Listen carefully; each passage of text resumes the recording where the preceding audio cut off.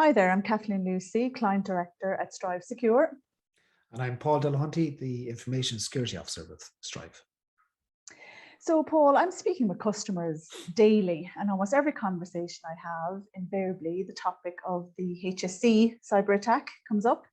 Now, what I'm hoping to do today is just get some tips on how clients can prevent cyber attacks and what I suppose smaller organizations can do to protect themselves. Yeah, we're continually hearing that from customers. All right, the HSE attack really puts security front and center for every customer. And the concern I think we're getting from a lot of customers is just that, if the HSE with all their resources can still get hit and that badly hit, what can we honestly do? But the great news is there's actually a lot of really, reasonable steps you can take, because it's not about making security perfect from day one.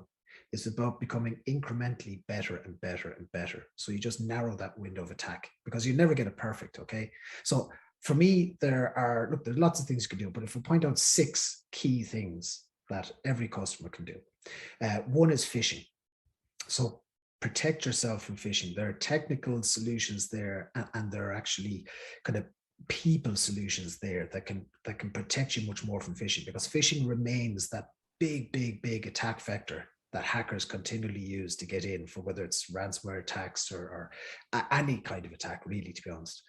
The second thing I would say to customers is know your assets, because you can't possibly hope to protect yourself if you don't know what you're trying to protect. So you have to know what you're trying to protect, so know your assets. The third thing is secure your devices. So those devices like your laptops or your mobile phones, any device that kind of has access into your network, where data could reside or has physical access into your network, secure them. The next one, as an important one, backup. So you can never have enough backups, so make sure those backups are secure. The fifth one I'd mention is the plan. So what's the plan? And I would say when it happens, when the horrible situation happens, not if, because it's so prevalent now, you have to think that way. But what's your plan for when that day comes? And the final one that we mentioned today maybe is about training. Train your staff. And when you're finished doing that, train them a little bit more, because you can just never, ever have enough training. And if you look at each of those 6 areas and do something on those, you really are significantly improving your security footing and making it much harder to be attacked. Okay, that's great, Paul. Listen, thanks for those 6 tips. What I might do is come back to you on each of those in more detail at a later stage. Great. Thank you.